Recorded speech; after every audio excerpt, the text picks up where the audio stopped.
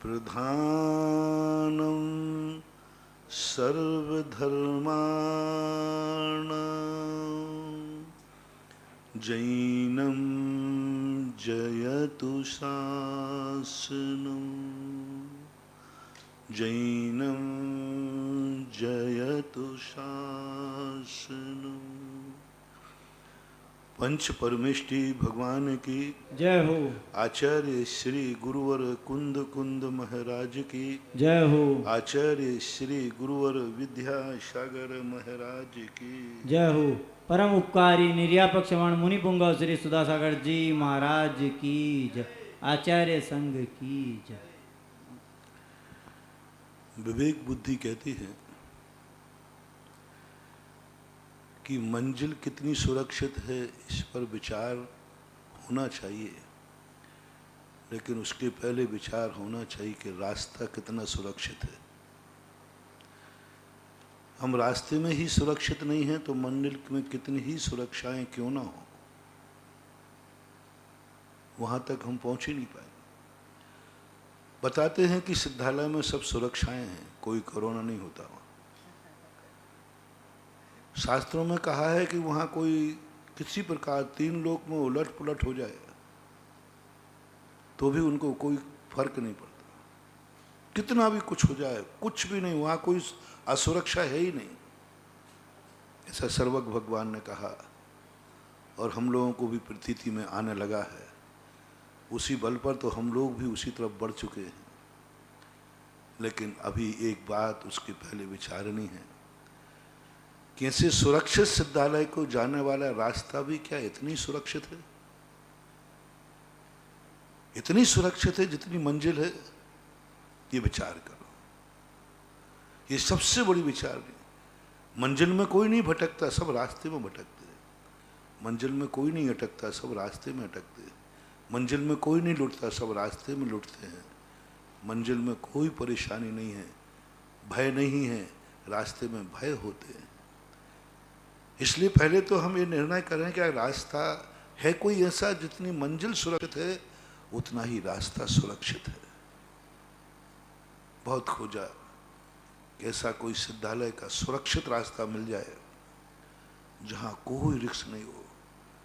जितनी मंजिल की महिमा सुनी है, जितना मंजिल को सुरक्षित सुना है, इतना रास्ते को सुरक्षित नहीं सुन पा रहा हूं। पूरे 7 छान मारे, कोई रास्ता नहीं।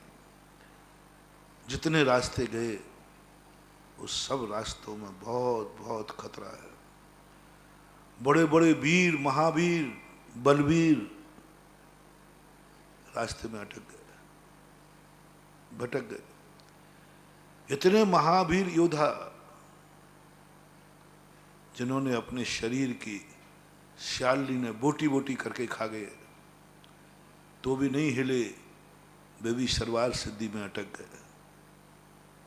कितनी साधना, हमारी तो कोई साधना है ही नहीं। इतनी बड़ी साधना कि श्यालिनी लौंच लौंच के खा रही है तो भी वे अपने स्वभाव से डिगे नहीं। हाँ, इतनी बड़ी श्याली, सुकमाल की बात कर रहा हूं, सुकौशल की नहीं।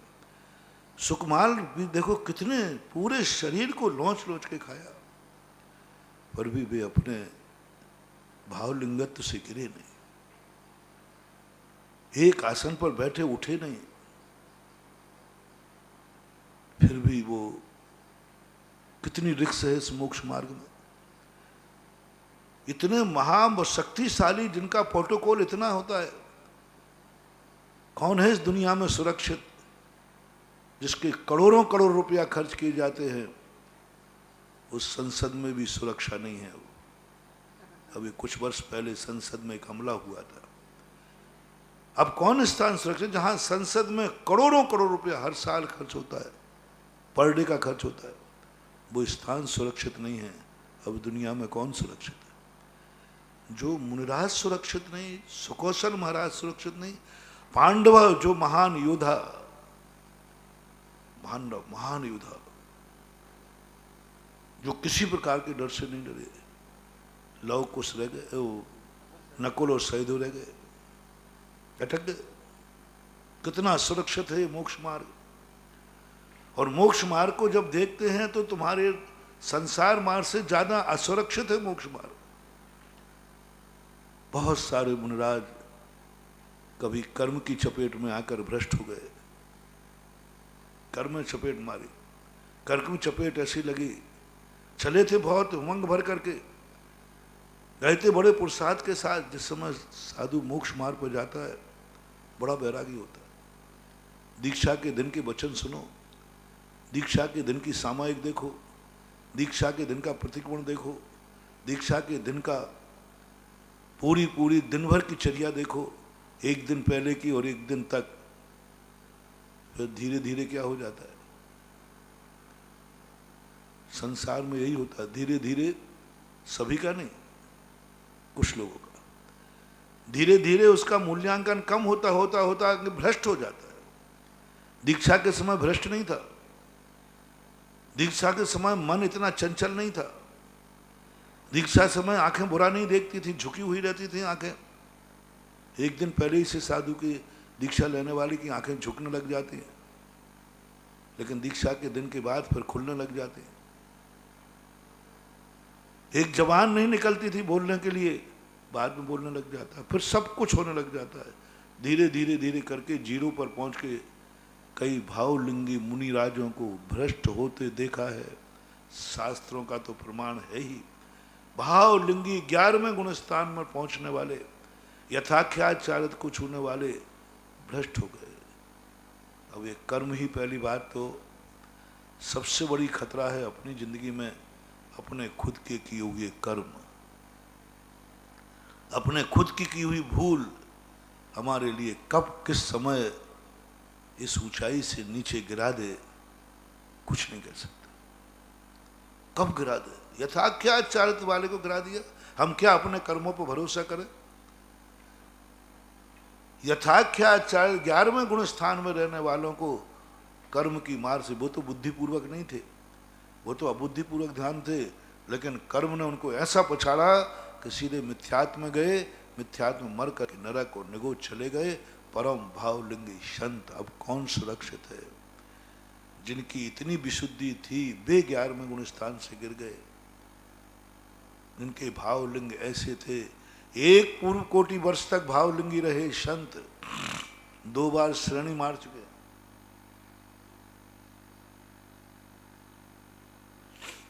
2 बार श्रेणी मार चुके। परम भावलिंग रहे पूरी जिंदगी भर, अंत में एक अंतर्मूल शेष रहा। इतने महामुनि अपने कर्म नदीन काल के हैं, वे पीछे पड़े। दूसरे को क्या समझाऊं, दूसरे से क्या कहूं, दूसरे से क्या बचूं? पहले तो सबसे पहले व्यक्ति स्वयं से नहीं बच पा रहा है। दूसरे तो हमारा बाद में विनाश करेंगे, दूसरे तो हमारी जिंदगी बाद में बिगाड़ेंगे, लेकिन हम खुद ऐसे अपराध कर चुके हैं कि वे कर्म ही हमें शांति नहीं लेने देते। 90% लोग, 70% सच्चे मुनिराज अपने अतीत के किए हुए कर्मों से परेशान हैं, अपने खुद के कर्मों से परेशान। खुद के कर्म उन्हें स्थिर नहीं रहने दे रहे, खुद के कर्मों ने वहां से गिरा करके नीचे ला दिया। बार बार इन कर्मों का चिंतन करते हैं, लेकिन कुछ नहीं होता।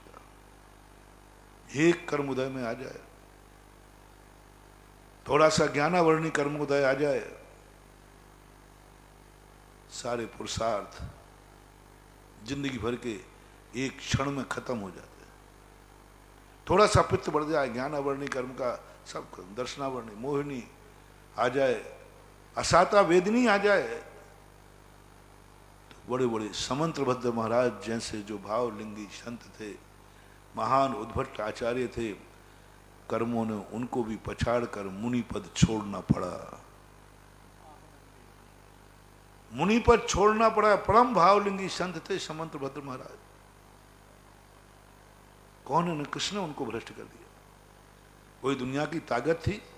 बड़े बड़े राजा महाराजाओं ने बंदी बनाए, जिनकी इतनी बड़ी ताकत थी कि राजा ने सांकड़ों से बेड़ियां डाल दी उनको बांध करके,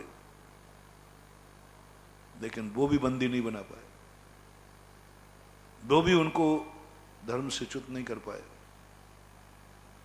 राजाओं के पास चले जाते थे यदि वाद करना है, हार जाए तो सीधी फांसी है। एक कोई राजा उनको बंदी नहीं बना पाया, लेकिन कोई मुनि पद से रहित नहीं कर पाया, और उनका कर्म ऐसा अशुभ कर्मोदय आया, मुनि पद छोड़ना पड़ा। क्या करें? आज चेता हूं, आज जागा हूं, लेकिन अतीत का कर्जा बहुत है। आज जागा हूं, आज चेता हूं, अतीत का कोई माफीनामा नहीं। राजनीति में तो बताते फिर भी है, सरकार कहती है कि मुझे जिता दो तो मैं तुम्हारे सब कर्जे माफ कर देंगे। यहां हम लोगों के लिए सोच रहा हूं कि हम लोग तो सब जो आप कहो वो करने को तैयार हो, फिर भी कहते नहीं, कर्म का लेखा जोखे का हम कोई हिसाब किताब नहीं है, वो तो चुकाना पड़ेगा, चुकाना पड़ेगा। सबसे ज्यादा डर दुनिया का नहीं लगता, किसी से डर नहीं लगता। कौन मेरे जीवन में बाधक बनेगा? कोई दुनिया में बाधक बनने वाला नहीं। हिम्मत वाली साधु यदि है, विल पावर तुम्हारा स्ट्रांग है, तो कोई तुम्हारे लिए अपने मुनि वश से तुम्हें कोई सामायिक से च्युत नहीं कर सकता, तुम्हें कोई 28 मूल गुणों से च्युत नहीं कर सकता, कोई नहीं कर सकता, ताकत ही नहीं। समंत्रभद्र को कौन कर सकता है उनके 28 गुणों से रहे? कौन बिगाड़ सकता है समंत्रभद्र की सामायिक? कौन बिगाड़ सकता है समंत्रभद्र का प्रतिक्रमण? कौन बिगाड़ सकता है समंत्रभद्र का ज्ञान? कौन बिगाड़ सकता है समंत्रभद्र का चारित्र? कौन बिगाड़ सकता है? किसकी हिम्मत है? 22 परिचय आ जाए एक साथ तो भी साधु को डिगा नहीं सकता। कौन बिगाड़ेगा? साधु को भ्रष्ट कौन कर सकता है? किसी की दम नहीं है दुनिया में जो साधु को भ्रष्ट कर सके। तब साधु अपनी साधुता पर उतर जाए, तलवारें भी उनको भ्रष्ट नहीं कर पाती, डिगा नहीं पाती। तलवारें नहीं डिगा पाती। बताते कल्याण मुनि के लिए सिकंदर की तलवार डिगा नहीं पाई। सिकंदर की तलवार से नहीं डरे वो। सिकंदर की तलवारें घानी में पेल दिया, कोई उनको चारित्र से भ्रष्ट नहीं कर पाया, चारित्र नहीं छीन पाया कोई तक। बड़ी बड़ी स्त्रियां सामने आई, अप्सराएं आई, मना गपि न विकार मार्गा, किंचित मात भी मन को विकृत नहीं कर पाए। ऐसे मुनिराजों की जब दृढ़ता आ जाती, कौन स्त्री? स्त्री मुझे भ्रष्ट कर देगी? अरे राम के नाम लो। वो स्वयं ही भ्रष्ट होना चाहे बात अलग है, लेकिन कोई नहीं। मुनिराज को एक स्त्री लोभित कर दे, हो ही नहीं सकता। मुनिराज को कोई योद्धा डरा देवे, डर ही नहीं सकता, संभव नहीं। मेरू हिल सकता है, मुनिराज नहीं हिलते, लेकिन स्वयं के कर्म हिला देते हैं। स्वयं के कर्म सामायिक बिगाड़ देंगे, स्वयं का कर्म प्रतिक्रमण बिगाड़ देंगे, स्वयं का कर्म सदुपयोग बिगाड़ देंगे, स्वयं की कसाय उनके मन को चंचल कर देती है। महावीर कहते हैं, किसके लिए मुझे चिल्ला रहा है? कोई दूसरा तेरी जिंदगी में बाधा आ रहा हो तो मैं उसे हटा दूं, किसी जाप दे दूं, लेकिन तेरा कर्म ही तुझे बाधक बन रहा है, इसका कोई जाप नहीं है। दुनिया का शत्रु आ जाए तो उससे निपटने के लिए सुदर्शन चक्र दे दूं, लेकिन तेरा घर का ही भैया तेरे विरोध में खड़ा है, उसके लिए कोई सुदर्शन चक्र नहीं है। बाहर भटके होते तो कोई तुम्हें थोड़ ठिकाने पहुंचा देता, तुम तो खुद घर में भटके हो, कैसे ठौर ठिकाना पाओगे? कोई दुनिया दुश्मन हो तो सुदर्शन चक्र कहता मैं निपटा दूं, लेकिन तुम्हारा भैया ही तुम्हारे विरोध में खड़ा है। अब कुटुंब की रार मिटाने के लिए कोई वशीकरण नहीं है, कुटुंब की रार मिटाने के लिए कोई मंत्र नहीं है, कोई मंत्र नहीं। सबसे बड़ा चक्र होता है दुश्मन को मारने वाला सुदर्शन चक्र। उसने मनकार दिया कि भाई भाई को नहीं मार सकता। ऐसा ही दुनिया यदि कोई दुश्मन आवे तो फिर भी मंत्र हैं, तंत्र हैं, रिद्धियां हैं, सिद्धियां हैं जो बाहर के दुश्मन, लेकिन खुद का ही कर्म तुझे बाधक बन रहा है, इसका कोई मंत्र नहीं है, कोई मंत्र। स्वयं कृतम कर्म यदात्मना परा, वो तो है, वो है अपना खुद का किया है कर्म। शांत वातावरण है, कोई सामायिक में बाधा नहीं डाल रहा है, कोई डिस्टर्ब नहीं, कोई आवाज नहीं आ रही है, कोई आवाज नहीं, कोई मच्छर नहीं है, बिल्कुल चारों तरफ से कमरा पैक है, एक भी मच्छर नहीं, और बाहर भी शांत वातावरण है। अभी जैसे लॉकडाउन में चल रहा है ना, बिल्कुल शांत, कोई डिस्टर्ब नहीं, कोई डिस्टर्ब नहीं, कोई परेशान नहीं, कोई बाहर के नहीं, कोई अंदर के नहीं, कोई जयकारा नहीं, कोई नमोस्तु नहीं, कुछ नहीं। अब सामायिक में मन स्थिर क्यों नहीं हो रहा है? कौन बाधक है? कौन बाधक है? कौन बहिर्मुखी कर रहा है? स्वयं का कर्म। महावीर कहते हैं बस अब इससे आगे मेरा बस नहीं है, मेरी मर्यादा है, मेरी सीमा है, इससे आगे जो भी तेरी बाधा है वे तेरी स्वयं की हैं, और स्वयं की बाधाएं स्वयं को दूर करना पड़ेगा। मोक्ष मार्ग सबसे ज्यादा बाधक, 99% मोक्ष मार्ग में व्यक्ति जब भी शिथिल होता है, प्रमादी होता है, स्वयं के कर्मों से होता है। स्वयं के कर्म उसको विचलित कर देते हैं, स्वयं के कर्म उसे बहिर्मुखी कर देते हैं। कितना कठिन है मोक्ष। पर रास्ते में तो दुनिया भर के और भी प्रकृतिकृत उपसर्ग हैं, देवकृत उपसर्ग हैं, त्रियंशकृत उपसर्ग हैं, मनुष्यकृत अन्य भी कितने उपसर्ग हैं। सब उपसर्गों के बीच में कैसे सुरक्षित वहां पहुंचो? तो विचारणी यह है कल का प्रवचन से कि मंजिल सुरक्षित स्थान पर पहुंचना है, वो सुरक्षित स्थान है, पहले रास्ते में कैसे सुरक्षा करो। और पंचम काल में तो कल स्पष्ट कह दिया था, कितनी भी तेजी से जाओ, पंचम काल के कोई भी मुनिराज मंजिल पर नहीं पहुंचेंगे, क्योंकि उनकी जिंदगी की शाम रास्ते में होना है।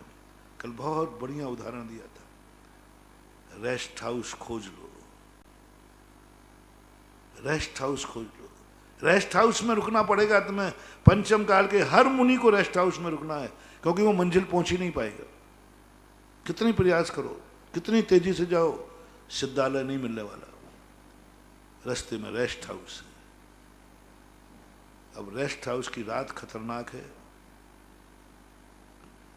रेस्ट हाउस जंगल में है, रेस्ट हाउस लुटेरों की बस्ती में है, कबीरा तेरी झोपड़ी गल कटकन के बीच। रेस्ट हाउस संसार में है, रेस्ट हाउस संसार में है। जहां से तुम भाग रहे हो वहीं रेस्ट हाउस है, जिससे तुम भाग आए हो उन्हीं के रेस्ट हाउस में रुकना है। जिस संसार को तुम ठुकरा के आए उन्हीं की शरण लेना है, जिस संसार को तुम ठुकरा के आए उन्हीं की शरण में जाना है, क्योंकि रेस्ट हाउस उनकी जमीन पर है, रेस्ट हाउस रास्ते उन्हीं की जमीन पर है।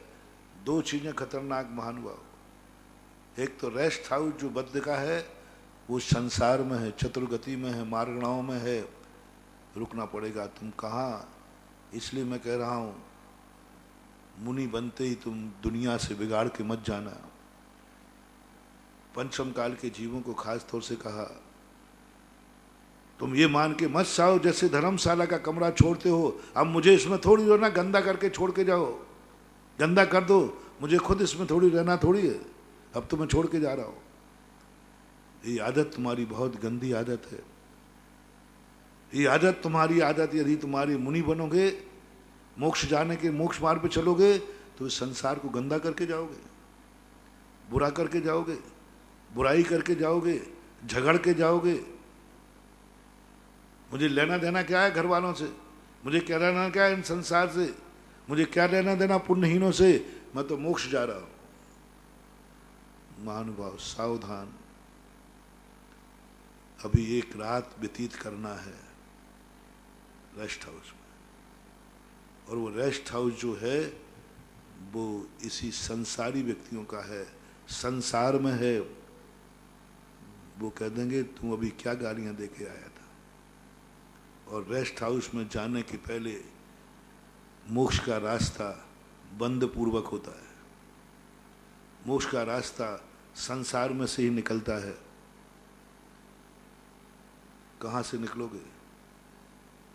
थोड़ा भावावेश में मत आओ, थोड़ा ज़्यादा मत आओ। बहुत सारे लोग कहते मुझे अभी यहाँ रहना ही नहीं है। बहुत लोग बिगाड़ के जाते, पहले नहीं बिगाड़ते, वो तो हम जब जाएंगे तब बिगाड़ के जाएंगे। बहुत लोग नेचर होता है। ऑफिसर होते ना, जो ऑफिसर्स होते, वो लोग कहीं किसी से बैर भंजाना है तो अब जब तक नहीं करेंगे, जब उनका ट्रांसफ़र होगा आखिरी दिन ऐसा नोट लगा के जाएंगे, है लाल स्याही लगा के जाएंगे, नोट लगा देंगे कि बेचारा जाना है ना उसको। ये सबसे निकृष्ट क्वालिटी का विचार कहलाता है। सबसे निकृष्ट। जो व्यक्ति दूसरे को सामने जाकर के मिटा देता है वो इतना खुशाना नहीं। मर्डर भी कर दे तो इतना बड़ा पापी नहीं। जो ये इंतजार करता है कि मैं जब यहां से जाऊंगा सब बर्बाद करके जाऊंगा, बहुत बड़ा दुनिया। इससे बड़ा पापी दुनिया में नहीं है।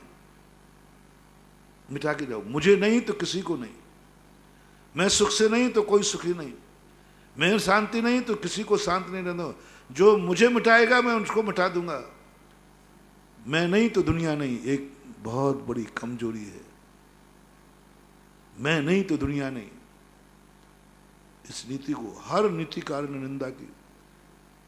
बद करने वाले की निंदा नहीं, कसाई करने वाले की निंदा नहीं, ये सब सेकंड है।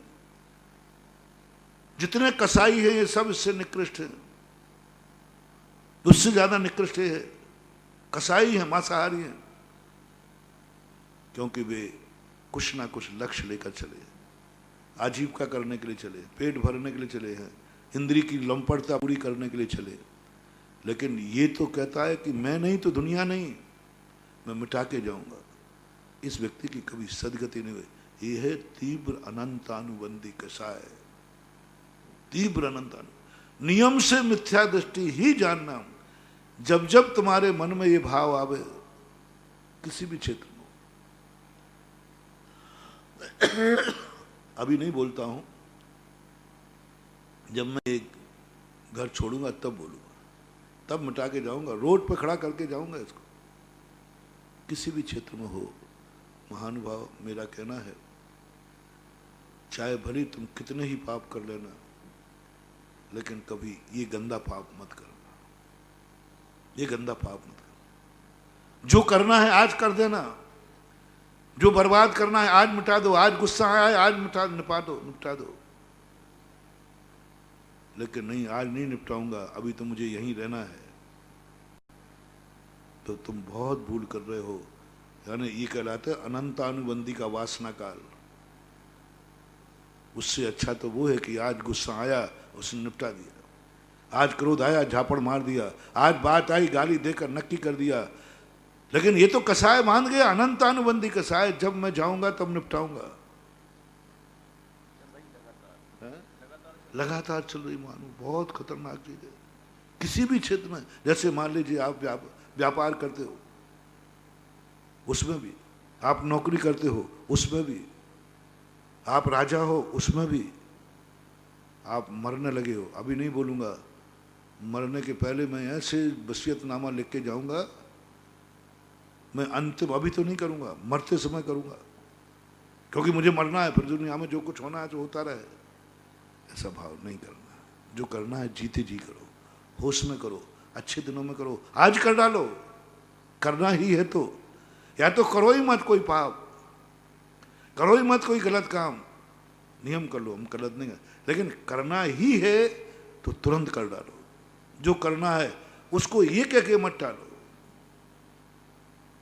ऐसे महानुभाव, कभी भी कहीं से भी जाना हो, चाहे तुम नौकरी से जा रहे हो, चाहे तुम घर से निकल रहे हो, मुनि बन रहे हो, चाहे तुम मौत से या जीवन छोड़ रहे हो, छोड़ते समय बहुत पवित्र परिणाम चाहिए, बहुत परिणाम चाहिए। यदि मान लो तुम ऑफिसर्स हो, तो जो तुम्हें जिससे भंजाना थी पहले भंजा लो।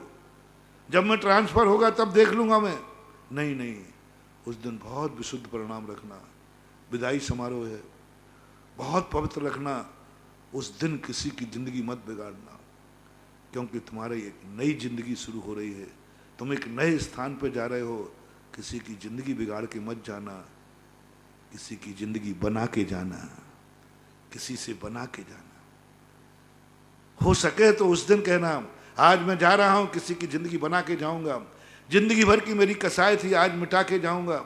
जिंदगी भर मेरा पूरे जब तक मैं यहां रहा, मुझसे उससे झगड़ा रहा, आज मैं उसका काम करके जाऊंगा। एक काम कर लेना, मेरी एक बात मानना, बहुत सगुन दे रहा हूं तुम्हें, क्योंकि अब तुम यहाँ नौकरी पर रहे, आप बड़े ऑफिसर थे, 2 साल 3 साल रहे, बताते 3 साल में ट्रांसफर हो जाते। एक कार्य रख लेना, पूरे 3 साल आपने खूब अत्याचार किए, खूब झगड़ा किए, खूब सब कुछ किया, खूब रिश्वतखोरी की, सब किया, मैं कोई भी हिसाब नहीं ले रहा हूं। बस मेरी एक बात मान लेना, जब मैं यहां से जाऊंगा उस दिन मैं किसी से रिश्वत नहीं लूंगा। हो सके तो 6 महीने पहले से सरल और भद्र हो जाना। आहा, बहुत बड़ी तरीका है मानो, बहुत बढ़िया सिद्धांत आया। मरने के, ट्रांसफर होने के 6 महीने पहले से आप बिल्कुल भद्र हो जाना, सरल हो जाना, रिश्वत लेना बंद कर देना, किसी को गैर कानूनन काम मत करना, किसी को फंसाना नहीं, किसी को सुलझाने का प्रयास करना। तुम्हारे अधिकार में यदि किसी की जिंदगी बसती हो, 6 महीने पहले हर ट्रांसफर करने वाले ऑफिसर से मैं कह रहा हूँ, हर नौकरी करने वाले से कह, 6 महीने पहले मैं तुम्हारी सारी माफ कर रहा हूँ, बस 6 महीने में तुम इतने अच्छे हो जाओ, इतने अच्छे हो जाओ, इतने अच्छे हो जाओ कि जहां तुम जाओगे ये 6 महीने तुम्हारे सगुन के बनेंगे। सगुन 6 महीने नहीं हो तो 15 दिन, 15 नए दिन नहीं हो तो उस दिन, जिस दिन तुम जाने वाले हो, उस दिन इतने पावन पवित्र मन से जाना, इतने निर्मल हो जाना कि दुश्मन को भी तुम जय जिनेंद्र कर लेना। इतने पवित्र हो जाना कि दुश्मन की कोई एक फाइल हो तो उस फाइल पर दस्तखत करके जाना, जाना दुश्मन के फाइल पर दस्तखत करके। मित्रों की दुआएं तुम्हें बहुत मिली हैं, एक बार दुश्मन की दुआ लेके देखो। मित्रों की दुआएं बहुत मिली, अपनों की दुआएं बहुत मिली, जो अपन से मोही होते उनकी दुआएं बहुत मिली। एक बार दुश्मन की दुआ लेके जाओ। दुश्मन ये मान के बैठा है, जब तक ये ऑफिसर बैठा है मेरा कार्य नहीं होगा, हो ही नहीं सकता, वो तो मेरा कट्टर दुश्मन है, उसके बाप दुश्मन थे, हो ही नहीं सकता, उसके बाप दुश्मन थे, मेरा 7 पीढ़ी से दुश्मनी चल रही है, वो आज ऑफिसर आया, मेरा काम हो ही नहीं सकता। और जिस दिन तुम ट्रांसफर हो रहा है उस दिन उस फाइल पर दस्तखत करके जाना, और जब दुश्मन जाके घर पहुंचेगा नोटिस काम हो गया, बोले नए ऑफिसर ने किया, बोले पुराना ऑफिसर करते करते जाते जाते उसने एक अच्छा काम मांगा था। क्लर्क ने कहा, बोले एक फाइल वो दो मुझे अच्छी, मैं उस गुरु का चेला हूँ, मुझे वो फाइल अच्छी दो जिसको मैंने पूरे 3 साल तक कसाई की, 3 साल बर्बाद करने को किया है, 3 साल में छापे पड़वाए, सब कुछ अनर्थ किया है। आज मैं उस फाइल को निपटा के जाना चाहता हूँ। और वो साहब खुद निपटा के गए। अब वो दुश्मन को तुम्हें खोजते खोजते जहाँ तुमने ट्रांसफर लेके गए चले गए हो, वहाँ जहाँ से तुम आए हो, जिसकी तुम फाइल निपटा के गए थे, अच्छी करके गए थे, वो गुलदस्ता लेके आ गया। बोले कैसे आए? बोले साहब आप जाते जाते, मैंने बहुत ऑफिसर देखे हैं, जाते जाते फाइल को बिगाड़ के जाते हैं, और तुम वर्षों की फाइल को बना के आए, शाइन करके आए। मैंने आज तक तुम्हें दुश्मन माना, मैं आज गुलदस्ता देने आया हूं। बंधुओं, 1000 मित्रों के गुलदस्ते की अपेक्षा एक दुश्मन का गुलदस्ता ज्यादा पावरफुल होता है। 1000 गुलदस्तों की अपेक्षा। मित्र तुम्हारे अपने में, अपने लोग 1000 गुलदस्ता देवें, वो तो अपने हैं, वो तो मोह में है, वो तो मित्रता में है, उनके ऊपर तो अपन ने उपकार किए हैं, वो तो हमारे लिए देंगे। लेकिन एक दुश्मन जब अपन से खुश हो जाए, समझ लेना ये व्यक्ति है। उन साधुओं की चर्चा होती है, उन महापुरुषों की चर्चा होती है, जिनके सामने दुश्मन भी नतमस्तक हो जाते हैं। दुश्मन भी, उन महाराजों की भी चर्चा होती है जिनके सामने शेर भी आके शांत बैठ जाता है, भक्त नहीं।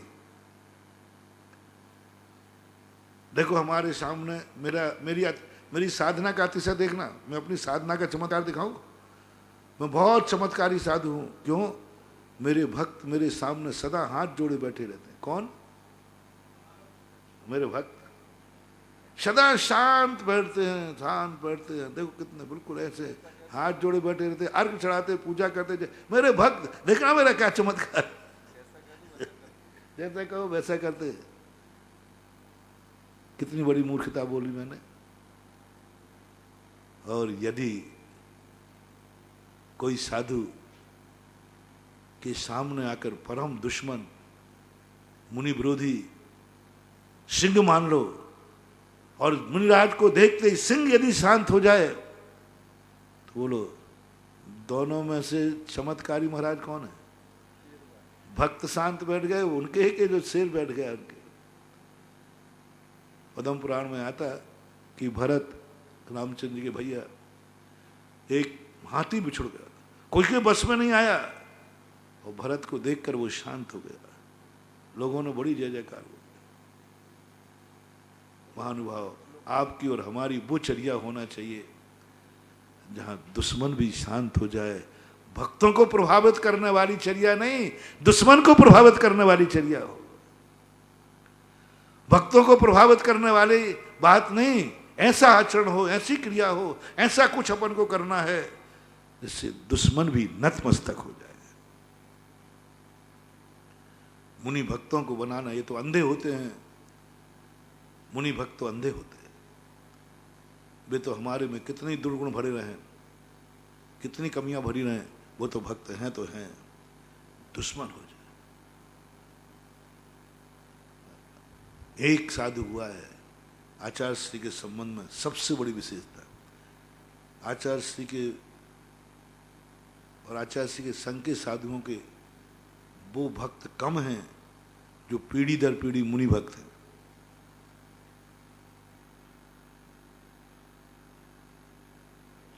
आचार्य श्री ने हम लोगों को भी एक कला दी, और आचार्य श्री में खुद कला है। आचार्य श्री के वो भक्त कम हैं, आप देखना आचार्य श्री के जो पीढ़ी दर अपने आप को मुनि भक्त कहते हैं ना, कट्टर मुनि भक्त, कट्टर मुनि भक्त मानते अपने आप को, वे आचार्य श्री की भक्त हों कोई नियम नहीं है, कोई नियम नहीं, कोई नियम नहीं है। आचार्य श्री के भक्त हों कोई नियम नहीं है। और आप खुद देख लो, मैंने जिन जिन को आप मुनि भक्त मानते हो वे आचार्य श्री के भक्त हों कोई नियम नहीं है।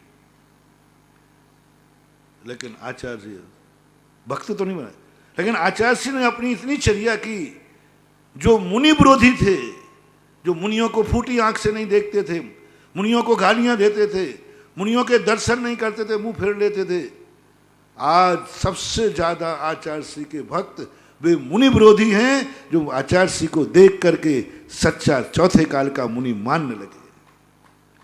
यह है साधना, यह है तपस्या। मुनि विरोधियों को मुनि भक्त बनाओ तो जाने, चमचागिरी करके नहीं, उनकी भाषा बोल के नहीं, उनके अनुसार चल के नहीं, उनकी प्रशंसा करके नहीं, अपनी चर्या और आचरण के बल पर मुनि विरोधी यदि आ जाता है सामने। और आज आचार्य श्री जब से दुनिया में आए, ऐसे ऐसे मुनि विरोधी, जब आचार्य श्री आए यहाँ मुनि विरोधी का बोला वाला था, और सबसे ज्यादा मुनि विरोधी थे बुंदेलखंड में। मुनि तो टिक ही नहीं सकते थे वहां, मुनियों की कोई सम्मान नहीं था, कोई इज्जत नहीं थी।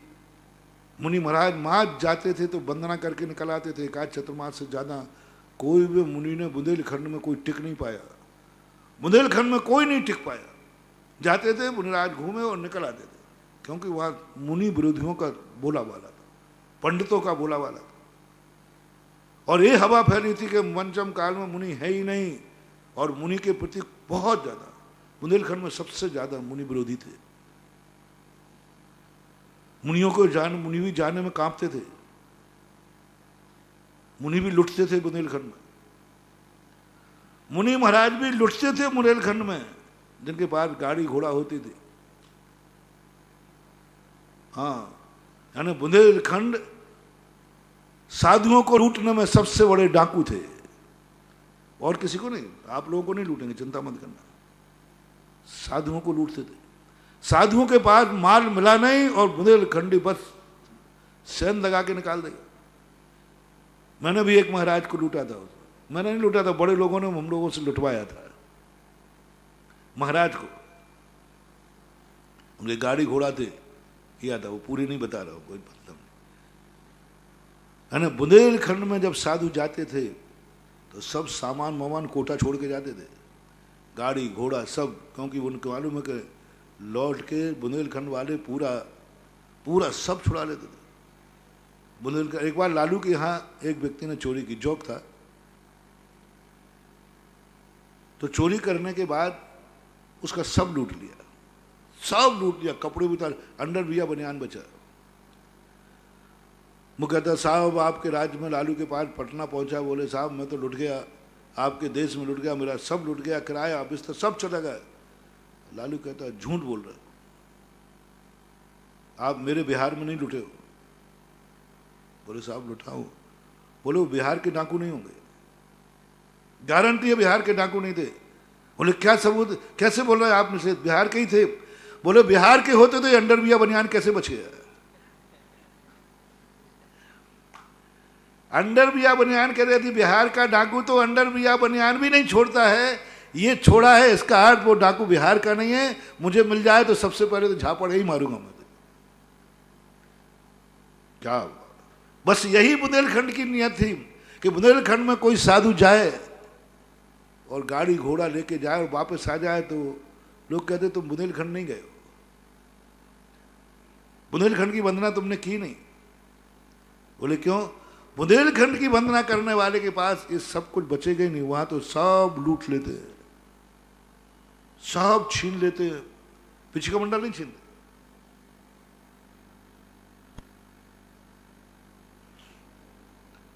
पूज्यवर शांति सागर महाराज को बुंदेलखंड में प्रवेश करने के लिए अग्नि परीक्षा देना पड़ी थी। पंडित जी साहब जगमोहन लाल जी 8 दिन तक या 15 दिन तक भेष बदल करके रहे। जब वो शिखर जी से लौट के आ रहे थे, देखना कैसे साधुओं को लूटने वाले श्रावक थे। शिखर जी से लौट के आ रहे थे, शिखर जी से लौटते समय इधर से आओ तो कटनी पड़ती है, बुंदेलखंड का पहला हिस्सा, एमपी का शेड्यूल वगैरह और आ जाते। तो भेष बदल के गए, सामान भेष के बदल के गए, भेष बदल के, सामान भेष बदल के, 4-5 लोग थे पूरे ग्रुप में। और 8 दिन 15 दिन तक भेष बदल करके संघ में जब देखा, यानी कोई माल टाल होता तो लूटने गए थे वो। शांति सागर पूज्यवर को जब 7 दिन या 15 दिन तक पूरा अंतरंग में उतर गए, उनके निकटवर्ती लोगों पहुंच गए, चौके में पहुंच गए। चौके में सामान कहाँ से, पंडित जी साहब सुनाते, बोले हम लोगों ने चौकों में प्रवेश किया, ये चौकों में सामान कहाँ से आता है, कौन लाता है, इनके पास चंदा चिट्ठा होगा, पैसा इकट्ठा कहाँ होता है, महाराज कैसे पैसा इकट्ठा कराते हैं संघ के लिए। बोले 80 बारीकी से परीक्षा की। जब 15 दिन बाद कटनी लौट के आए, बोले नहीं, ये साधु तो कोई, इस साधु के पास कोई माल है ही नहीं, कोई माल ही नहीं। तब समाज को ले जाकर के कटनी चतुर्मास का श्रीफल चढ़ा था। धन्य है ऐसे श्रावक। आज यदि श्रावक साधुओं का इतनी परीक्षा करके चतुर्मास करावें तो मेरा विश्वास है हर साधु पूज्य शांति सागर महाराज बन जाएगा।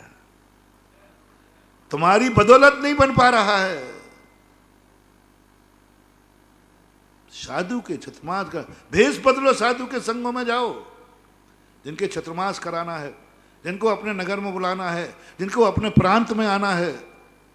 देखो आगम वृद्धचर्या तो नहीं है, ऐसे नहीं महानुभाव। गुरु कीजिए जान के, पानी पीजिए छान के। ऐसे गुरु मत बनाओ, अंधे मत बनो। जैन दर्शन अंधा नहीं है, इसलिए श्रद्धा पूर्वक सम्यक ज्ञान तुरंत होता है। अकेली श्रद्धा हो तो अंधी हो। जैन दर्शन की श्रद्धा, लोगों ने कहा हमारा श्रद्धा अंधी होती है, हाँ होती है। इसलिए जैन दर्शन ने तुरंत सम्यक ज्ञान कराया, तुरंत। युगपद होते हु प्रकाश दीपक ते होई।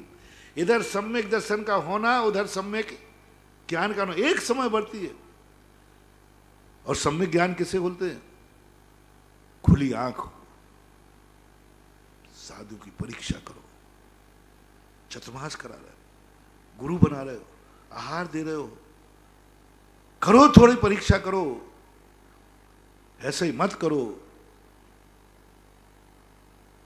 आचार्य से जब भी बात कही पंडित आचार्य ने, वाह, बस यही पसंद आया आचार्य श्री को बुंदेलखंड में।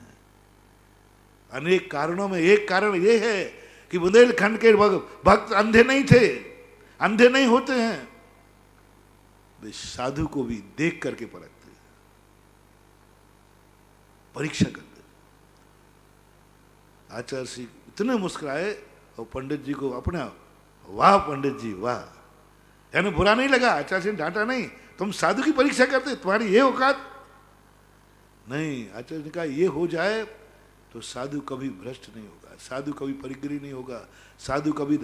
आज जो तुम साधुओं की शिकायतें करते हो, इन साधु के पास पैसा है, इनके पास बैलेंस है, इनके पास ये है, इनके पास ये है, ये सब खत्म तुम कर सकते हो। मेरा तो कहना, हर जैन साधु श्रावक के लिए डाकू बनना चाहिए, पर पड़ोसी के नहीं, साधु के डाका डालना चाहिए। पंडित जी साहब जगमोहन लाल जैसे, और क्या ठाठ से प्रवेश कराया। फिर पंडित जी साहब ने फिर शांति सागर महाराज से प्रायश्चित लिया, पर शांति सागर महाराज ने प्रायश्चित दिया नहीं। उन्होंने कहा तुमने आगमानुकूल कार्य किया है, गुरु बना रहे थे, चतुर्मास करा रहे थे, विवेकहीन से कराते तो जरूर प्रायश्चित के भागीदार थे। तुमने वही किया है जो एक श्रावक को करना चाहिए। नवदा भक्ति करना है, अर्घ चढ़ाना है, आहार देना है। ऐसे ही थोड़ी हेरा खेरा को दे दो, जिस चाय को दे दो। देखो तो इसमें क्या क्या करना पड़ता है। चरणों का जल माथे से लगाना है। क्या वे चरण उस युग हैं? चरणों का रज माथे से लगाना है, क्या बड़ी चीज है। कौन हो तुम? चक्रवर्ती है। देखो तो सही दिगंबर मुनि की चर्या क्या है। चरणों का रज चक्रवर्ती माथे पे धारण करता है।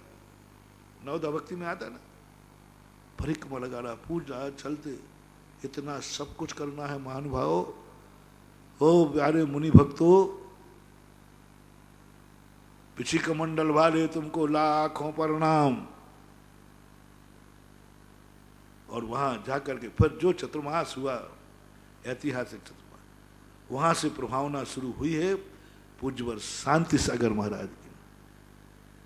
जो बुंदेलखंड में पास हो गया वो सारे भारत में पास हो जाता है। और बुंदेलखंड वालों की जो प्रभावना थी, उसके पहले पूज्यवर का उतना दक्षिण भारत में थे।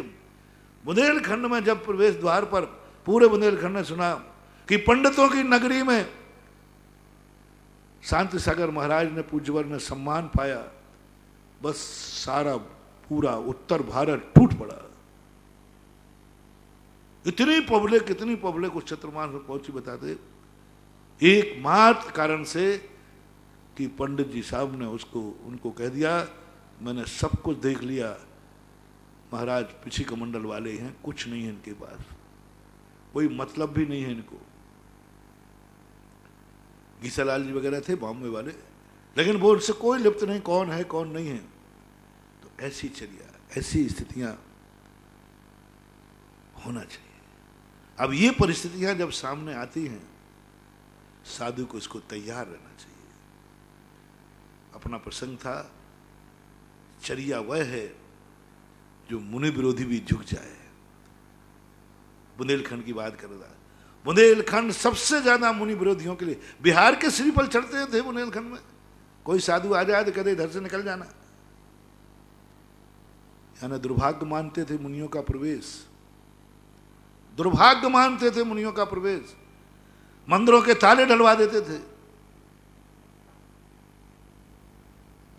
लेकिन आज पूज्य गुरुदेव के ऊपर मुझे इसलिए गर्व नहीं है कि मुनि भक्त लोग उनकी भक्ति कर रहे हैं, मुझे गर्व है कि आचार्य महाराज ने उन मुनि विरोधियों को भक्त बनाया जो मुनि को फूटी आंख से नहीं देखते। आज सबसे ज्यादा मुनि भक्त, आप पूरा बुंदेलखंड देख लो, आचार्य श्री बुंदेलखंड के आचार्य नहीं भगवान बन चुके हैं। जहां मुनियों की सेवा नहीं होती थी, मुनियों की तो पूजा नहीं होती थी, मुनि बनने का तो सवाल ही नहीं। बदनाम था बुंदेलखंड कि बुंदेलखंड में कभी मुनि नहीं मिलेंगे, मुनि नहीं बनेंगे। सब प्रांत के मुनि होते थे। शांति सागर महाराज के संग में सब स्थानों के मुनि थे, बुंदेलखंड का कोई मुनि नहीं था, हो ही नहीं सकता। वीर सागर महाराज के संग में भी कोई बुंदेलखंड का कोई मुनि नहीं था, संभवतः एक आध हो तो पता नहीं। शिव सागर महाराज के संग में एक दो आरिकाएं महाराज हो गए थे, ये बनना। और आज देखो भारत के सबसे ज्यादा किस प्रांत के मुनि हैं? सबसे ज्यादा, सबके ज्यादा, सब संघों में, अब तो बहुत हो गया, सबसे ज्यादा गिन लीजिए। किसका प्रभाव है ये? पूज्य गुरुदेव की आचार्य साधना का प्रभाव है कि उन्होंने मुनि विरोधियों को भी मुनि भक्त बना डाला। यानी शेर आके शांत हो जाए, वो मुनि का चमत्कार है। और ये हम लोगों में दिया। आप देखना, जब मैं राजस्थान आया तो जो मुनि विरोधी मुनि भक्त माने जाते थे कट्टर, वे तो मेरे विरोध में गए। जितने मुनि विरोधी कट्टर थे, क्योंकि मैंने उनके अनुसार चला नहीं। ये कट्टर मुनि भक्त होते हैं ना, ये मुनि के भक्त नहीं होते हैं। मुनियों को अपनी मुट्ठी में नचाते हैं, अपनी कठपुतली बनाते हैं, उनके अनुसार प्रवचन दो, उनके अनुसार बोलो, उनके अनुसार चलो। बोली लग जाती थी महाराजों के आने के, किसके संगपतित्व में राजस्थान में प्रवेश होगा। कोई को राणा प्रवेश कराएगा, कोई खंडा का कराएगा, कोई को फलाने सेठ कराएगा, कोई फलाने सेठ कराएगा, ऐसे लेट कराते थे प्रवेश और उनके अनुसार चलते थे। आज वर्तमान में जो मुनि पद जो चलता था यहाँ पर, मैंने जो आके देखा, मुनि भक्त लोग मुनियों को कठपुतली बना के नचाते थे। जिस दिन वो बिहार कहेंगे बिहार करना पड़ेगा, जिस दिन रुकने को कहेंगे वहां रुकना पड़ेगा। साधु को अपने मर्जी के अनुसार नहीं चल सकता था, वे ही मुनि भक्त थे। जब यहाँ मैं आया तो मेरे सामने, मैंने कहा भैया मेरे अनुसार, मैं किसी के अनुसार नहीं चलूंगा। एक पट्टा तो कहने लगा, महाराज जी आगरा से यहाँ तक मैं लाया हूँ, आपको मेरे अनुसार चलना पड़ेगा। आप किसी को आशीर्वाद दोगे तो मेरे से पूछे बिना नहीं दोगे, आशीर्वाद के लिए पाबंदी। कोई भी कार्य करोगे, मैं आपको रास्ते में चौके लगाया था, अकेला चौके लगाया था रास्ते पर, कुछ नहीं किया था, चौका लगाया था बस। मैंने चौका लगाया क्योंकि रास्ते में समाज नहीं पड़ती ना, और कुछ भी नहीं, मैंने तो उसका कुछ स्वीकार किया ही नहीं। तो वो मेरे ऊपर का, उसको मालूम था कि राजस्थान के प्रवेश के पहले जो साधु को चौका लगाता है वो उस संघ का, जब तक वो राजस्थान में रहेगा, संघपति कहलाता है, संघपति कहलाता है। तो उसने सोचा मैं तो संघपति बनूं, और संघपति का अर्थ होता है कोई भी दर्शन करना महाराज के, संघपति की अनुमति ले, महाराज आशीर्वाद देंगे, संघपति से पूछेंगे। कोई किताब छपेगी संघपति के नाम से छपेगी। आहार को कहाँ जाना है संघपति निर्णय करेगा, बिहार कब करना है संघपति निर्णय करेगा। उसी आदत के वशभूत होकर मेरे साथ किया। मैं घबरा गया, बोले आप सब कुछ मेरे बिना पूछे नहीं कर सकते। एक दिन बिहार करना था, 94 की बात है, तो मैं सामायिक बैठ गया, बाहर के लोग आए, तो वो तथाकथ संघपति बैठा था बाहर। उनका साहब महाराज बोले ठीक है जाओ तैयारी करो महाराज आएंगे, तैयारी करो महाराज आएंगे। वो चले गए बेचारे। हम सामायिक से उठे, बहुत ठंड थी कड़ाके की, दहर सागर का स्वास्थ्य खराब। आज महाराज जी आपको बिहार इधर से करना है। मैंने क्यों साहब वहाँ से क्यों करना है? हम तो सीधे जाएंगे क्योंकि छुल्लक जी की तबीयत ठीक नहीं। बोले नहीं मैंने कह दिया है। मैंने किससे पूछे किया? बोले मुझे किसी से पूछने की जरूरत नहीं है, मैंने कह दिया है तो कह दिया है, आपको वहां जाना पड़ेगा। सब तैयारी हो गई शाम के भोजन व्यवस्था की, आगमानी की। मैंने कहा बेटा, मन से कहा आज यदि तू संगपति के चक्कर में आ गया। मैंने कहा साहब तुमने कहा है तो तुम पधारो। नहीं आपको पधारना है, आप मेरे अंडर में चलेंगे, आपको जाना होगा वहां, नहीं तो आज के बाद तुम्हारा रास्ता अलग हमारा रास्ता अलग है। उन्हें बस ये जो बात कही तो साता हो गई। पहले तो वो बोला तो इस प्रकार, अब ये बात कही साता, मैंने अब साता हो गई। तेरा रास्ता अलग, यदि आप नहीं गए वहां तो तुम्हारा रास्ता अलग हमारा, हम फिर आपके साथ बिहार नहीं करेंगे, आपको बिहार नहीं कराएंगे, फिर राजस्थान में आपको अकेले बिहार करना पड़ेगा।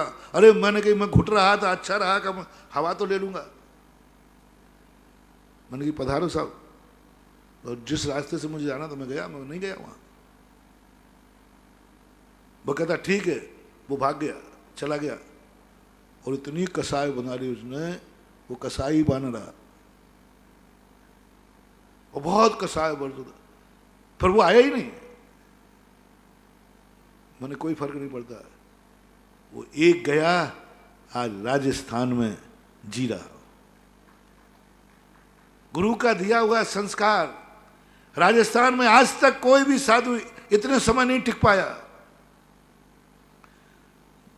बुंदेलखंड में आचार्य सिंह के अलावा कोई नहीं टिक पाया, और आज तक राजस्थान में कोई भी साधु इतने समय नहीं टिक पाया। मेरी तो कहो जिंदगी यहीं नहीं निकल जाए पूरी। बोलो ठाठ से टिका हूं कि मजबूरी में? राजस्थान के लोग मुझे सौभाग्य मान करके रोकते हैं कि दादागिरी पर रुक रहा हूं। बोलते नहीं हूं, हाँ क्या पता मेरी दादागिरी से तुम लोग सौभाग्य मानकर। अभी तो राजस्थान में ऐसे लोग हैं जो हम 10 भवों तक भी यदि यहाँ चतुर्मास करते रहे, भवों तक, तो भी ऊबने वाले। मैं बिजोलिया वालों से पूछता हूँ, मैंने कि अब तो 15 महीने हो गए, अब तो ऊब जाओ रे। मैं पूछ लेता हूँ डायरेक्ट इनडायरेक्ट, तो जैसे जाने की बात सोचते हैं तो आंखों में आंसू झलक आते हैं लोगों के, बिजोलिया वालों के लोग। यानी 15 महीने के बाद भी अभी हमारा संग भार नहीं है। 15 महीने के बाद भी अभी भी लोग सौभाग्य मान रहे हैं, बूढ़ों से लेकर बच्चों तक, बच्चों से लेकर पुरुष से लेकर महिलाओं तक, सब कल्पना ही उनको दुखदाई करती है। तो कहने का है कि गुरु महाराज ने एक ऐसी बूटी, ऐसी चर्या स्वयं ने पाली और हम लोगों को दी कि जो मुनि विरोधी हैं, तुम्हारी चर्या देख करके वे भी नतमस्तक हो जाएं, तो समझना चाहिए कि तुम्हारी शक्ति है। इसलिए दुनिया में ऐसी चर्या, शेर भी आकर के नतमस्तक होवे तो एक बात बनती है, लेकिन कई बार ऐसा भी हो जाता है, शेर खा भी जाता है। तो अब इस मोक्ष मार्ग में चलने के लिए कितनी बाधा है, कितनी बाधा है। मुनि भक्ति मुनि विरोधी में खड़े एक बाधा, मानव ही उपसर कर रहा है दूसरी बाधा। वातावरण आज कितना दूषित बना हुआ है, अब क्या करें। इसलिए अपना मूल प्रसंग पे आए कि रास्ते में रास्ता कहां से निकलना है। संसार को ज्यादा ठुकरा के मत जाओ। अपना मूल कर रहा था कि जाते समय 6 महीने पहले से कुछ अच्छा करके जाओ। मैंने आपको मालूम है एक दिन कहा था प्रवचन, कभी झगड़ के अलग नहीं होना। 6 महीने पहले से बहुत अच्छे हो जाओ, बहुत अच्छे हो जाओ, बहुत अच्छे। आप ही से परिवार में तुम्हें अलग होना है, भाई भाई को 6 महीने पहले से तुम घर में इतना प्यार बांटो, इतना प्यार बांटो कि तुम्हारे अलग होने पर सारे घर वाले रो पड़े। तुम इतना प्यार बांटो, 6 महीने पहले ऑफिसर जहां रहे हो, प्रत्येक ऑफिसरों से कहना है, खास तौर से अपने भक्तों से, कि तुम कैसे रहा। मैं 3 साल का हिसाब नहीं पूछ रहा हूं, 6 महीने पहले तुम ऐसा वातावरण बानो कि जब तुम्हारी विदाई हो सारे लोगों की आंखों में आंसू हो। ऐसा कुछ करो। ऐसे ही तुम्हें घर में अलग होना है ना, हो जाओ, लेकिन 6 महीने पहले की तैयारी बता रहा हूं। 6 महीने पहले घर में इतना प्रेम, इतना वात्सल्य, इतना आनंद कि तुम्हें अलग करते समय हर व्यक्ति आंख में आंसू बहा रहा हो, रो रहा हो, घर का भाई भी, घर के परिवार के भी। और यदि आपको इस दुनिया से अलग होना है, मरना है, मरना है, मरना पक्का है। हर मरने वाले से मैं कहता हूं, सबको मरना है। कम से कम 6 महीने पहले जिंदगी में तुमने क्या किया मैं नहीं पूछूंगा, 6 महीने पहले इतने अच्छे हो जाओ, इतने अच्छे हो जाओ, लोग कहने लग जाएं ये क्या हो गया, ये व्यक्ति इतना सुधर गया। जिसका मन खोटा था 6 महीने पहले मन पवित्र कर लेना। वचन खोटा था 6 महीने पहले गाली मत देना। वचन को इतना मीठा बोलो, इतना मीठा बोलो, इतना अच्छा बोलो वचन से। 6 महीने पहले, जिंदगी की नहीं बात कर रहा हूं, क्योंकि अब तुम्हें जाना है, तुम्हें जाना है, तो 6 महीने पहले से अच्छा बोलो, अच्छा करो, बहुत पावन करो। रात में तुमने जिंदगी भर खाया, 6 महीने पहले बंद कर दो। गुटखा खाए 6 महीने पहले बंद कर दो। शराब पी 6 महीने पहले बंद कर दो। जो कुछ भी तुमने व्यसन किया, मरने के 6 महीने पहले बंद कर देना। कभी मंदिर नहीं गए, 6 महीने पहले जाना शुरू कर दो। कभी अभिषेक नहीं गया, 6 महीने करना शुरू कर दो। हर व्यक्ति तुम इतने हो जाओ कि लोग समझने लग जाएं कि ये दानव था, आज मानव ही नहीं देवता बन गया है। बस 6 महीने पहले की बात, 6 महीने की बात मेरा कहना मान लो बस।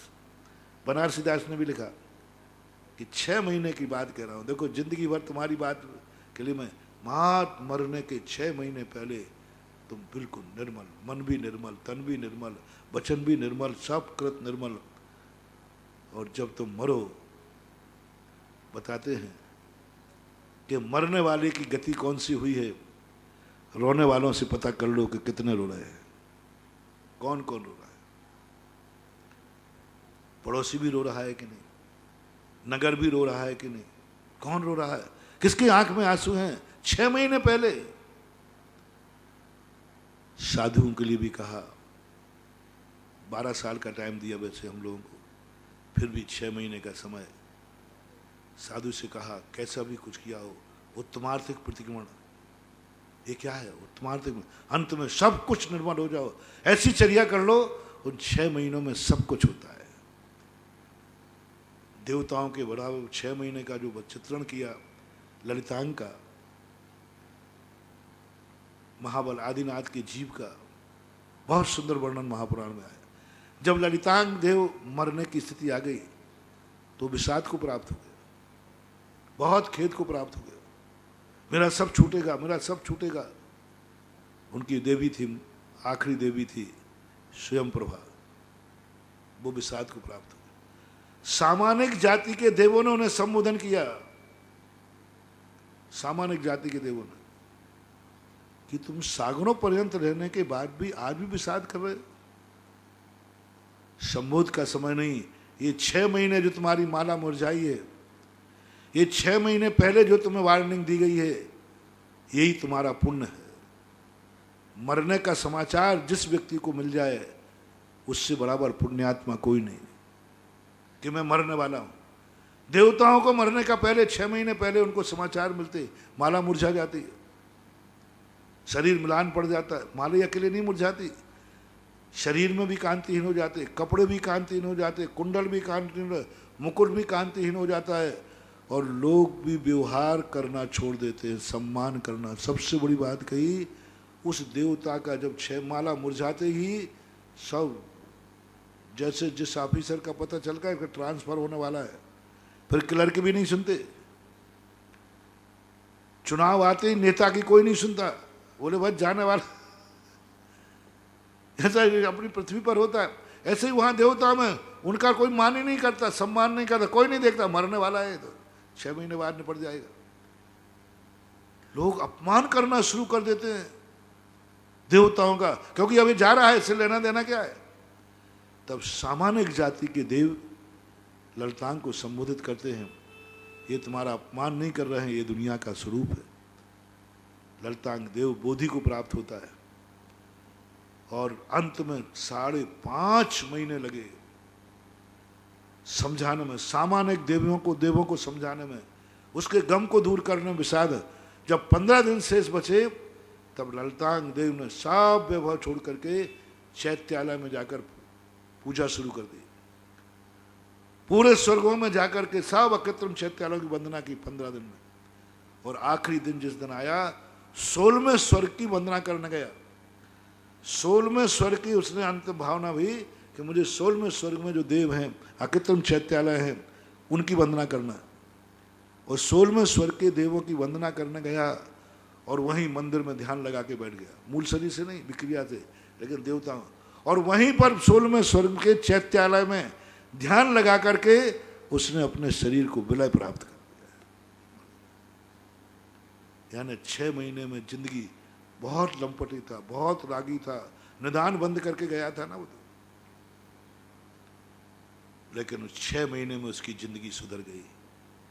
आपसे भी मेरा कहना है, 6 महीने पहले शिवकोटि महाराज कहते हैं, 6 महीने पहले मरने का पता चल जाए, सुधार ले अपनी जिंदगी, बहुत अच्छा करके जाओ, अच्छा जी के जाओ, अच्छी तरह करो, सबके सामने हाथ जोड़ लो, क्रोध करके मत जाओ, पैरों से कुचल के मत जाओ।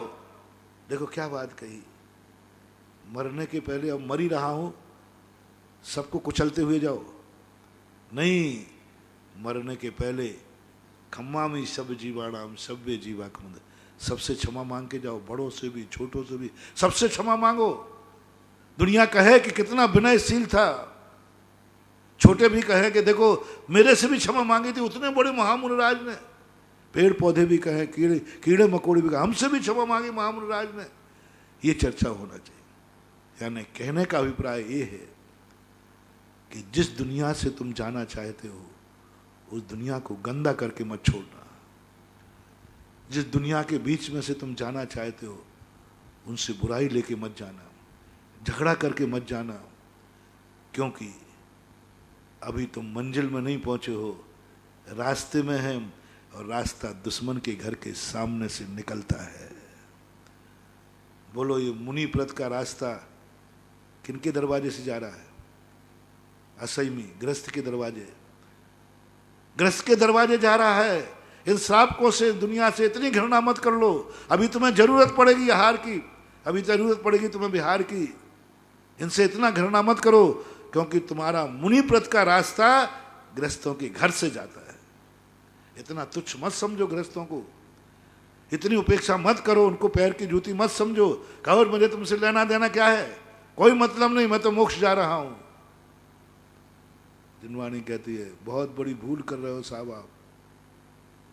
अभी हाल वो कहेगा महाराज जी यहां से आप नहीं निकल सकते, क्या कर लोगे? परोपरोधाकरण। यदि किसी ने कह दिया यहां से नहीं निकल सकते, अब निकल के दिखाओ, बोले क्यों? बड़ी हैकड़ी करके गए। किसी को भी छोड़ना, इतना जरूर उससे व्यवहार बना के रखना, कभी लौटना पड़ा, कभी जरूरत पड़े तो तुम्हें सहारा दे दे। जब 1947 में बांग्लादेश अलग हुआ, पाकिस्तान अलग हुआ, बहुत बुरी दशा करके गए, लात मार के गए थे भारत माता को, थूक कर जाते थे। अब मैंने भारत छोड़ दिया, बहुत बुरा अत्याचार किया, अब भारत से लेना देना क्या है? हमें, हमारा देश तो अलग बस गया, अलग बस गया, और जिसका ट्रेनें की ट्रेनें मार डाली। क्या हुआ सब आप देख लेना, आपका इतिहास बड़ा पड़ा। ये भूल गए कि मैं जिस देश को छोड़ के जा रहा हूं, बिगाड़ के गए, बहुत बुरी हालत करके गए थे, ऐसा तहस नहस गए थे भारत को छोड़कर, क्योंकि भारत छोड़ रहे थे ना। जब 1962 में संकट आया, तब उसी भूमि जिसको थूक के गए थे, जिसको लात मार के गए थे, जिसको नष्ट भ्रष्ट करके गए थे, जिसको गंदा करके गए थे, उसी भूमि ने बांग्लादेश को 1962 में शरण दी। जिनको काफिर कह के गए थे, उन्हीं के बच्चों ने, स्कूल में एक 10 पैसे का टिकट चलता था, एक झंडा मिलता था, शरणार्थी टिकट। शरणार्थी बच्चों ने अपने चॉकलेट के पैसे दिए, छोटे छोटे बच्चों ने स्कूल में, सबके शरणार्थी का टिकट लगा था उसमें। और उन्हीं लोगों को शरणार्थी जो हमें काफिर कह के गए थे, जो लात मार के गए थे। उस समय नीतिकारों ने बहुत कहा, आज में उस संघ को किसी ने दुनिया में उनको शरण नहीं दी। अंत में 1962 में बांग्लादेश के जो शरणार्थियों को शरण दी थी तो भारत ने दी थी। भारत उदारवादी है। आज भी मुझे स्मरण आ रहा है। इसलिए किसी को भी छोड़ के जाओ, लात मार के मत छोड़ना। किसी भी छोड़ के जाओ, गाली दे के मत छोड़ना। किसी को छोड़ के जाओ, बुराई लेके मत छोड़ना। अच्छे इंसान बन के जाओ, अच्छे कार्य करके जाओ, पूज्य बन के जाओ, अच्छे कार्य करो, अच्छी जिंदगी बनाओ, अच्छी मित्रता बनो। क्योंकि तुम्हें अभी रास्ते में चलना है और रेस्ट हाउस पर रुकना है। रास्ते में चलना, रेस्ट हाउस पर रुकना, लुट जाओगे। इसलिए मैं विगत दिनों से कह रहा हूं, रेस्ट हाउस कहाँ है? संसार में। तुम मोक्ष, तुम पुण्यात्मा जीव हो, तुम बड़े जीव हो, तुम भगवान बनने जा रहे हो। संसार तो तुम्हारा दास है। पुण्यहीन से बना के चलना। मुनिराज से कहा, तुम श्रावक से बना के चलो, तुम कीड़े मकोड़ों से बना के चलो, क्योंकि रास्ता उन्हीं के दरवाजे से जाना है। समझो मेरे जो प्रवचन अभी 15 दिन से चल रहे हैं, समझो कहां अत्याचार हो रहा है, कौन इस संसार का तहस नहस कर रहा है, कौन तुम्हें विघ्न डालेगा? पुण्यहीन, पुण्यवान नहीं। पांडवों को हथकड़ी किसने पहनाई? पुण्यहीन ने, पापी ने। गज कुमार को सिगड़ी किसने लगी? पुण्यहीन, पापी ने। 500 मुनियों को घानी में किसने पेला? पुण्यहीन, पापी ने। कौन डिगाएगा तुम्हें? पुण्यहीन, पापी। जो तुमसे पुण्यवान है वे तुम्हें डिगाने में समय खराब नहीं करेंगे। पुण्यहीन है वो तुम्हारी जिंदगी। बड़े आदमियों को हमेशा छोटों के मुंह नहीं लगना चाहिए, क्योंकि वो 2 मिनट में तुम्हारी इज्जत उतार देंगे, क्योंकि उनकी इज्जत है ही नहीं। तुम क्या उतारोगे? क्या उतारोगे? वो तुम्हारी उतार देंगे। इसलिए हमेशा कहा, नीच लोगों के मुंह नहीं लगना। इज्जत वाले लोग लगते भी नहीं, और बल्कि हो सके तो उनसे। इसलिए आप लोगों से मेरा कहना है, अपन सबसे कहना है, इस पंचम काल में अपन को संसार में रहना है। मंजिल सुरक्षित है, लेकिन रास्ते में सुरक्षित रहना है। यदि रास्ते में सुरक्षित नहीं ले पाए तो मंजिल मिलेगी कैसे? हम यही तो भूल कर रहे हैं। मंजिल की सुरक्षा के ख्वाबों में रास्ते में सुरक्षित नहीं रह पा रहे। अपन को रास्ते में सुरक्षित, और रास्ते में सुरक्षा कौन करेगा? कौन करेगा तुम्हारी सुरक्षा? बड़ा आदमी नहीं करेगा, तुम्हारा बॉडीगार्ड नहीं बनेगा, कोई नहीं बनेगा। करेंगे पुण्यहीन, करेंगे सूकर जाति के लोग, करेंगे पुण्यहीन, पाप कर्म का भोग रहे हैं, करेंगे तुम्हारे स्थावर जीव, करेंगे तुम्हारे पुण्यहीन। महावीर ने सबसे बड़ी कला मुनि को दी। तुम सोचो, करुणा, अनुकंपा। आस्तिक्य के पहले, श्रद्धा के पहले अनुकंपा रख दिया। अनुकंपा, दया करो। अनुकंपा पुण्यवानों पे नहीं, पुण्यहीनों पे करो अनुकंपा। और जिसके पास अब आपको निर्णय करना है, आपके कितने प्रशंसक हैं जो पुण्यहीन हैं? पुण्यहीन कितने प्रशंसक हैं आप? पुण्यहीनों के बादशाह बनो। पुण्यहीन तुम्हें मालिक मान लें। पुण्यहीनों के सामने तुम्हारी जिंदगी ऐसी हो जाए जो पुण्यहीन कहें कि तुम साधु नहीं हो, भगवान हो। एक बार का प्रवचन हमारा अभी अधूरा है।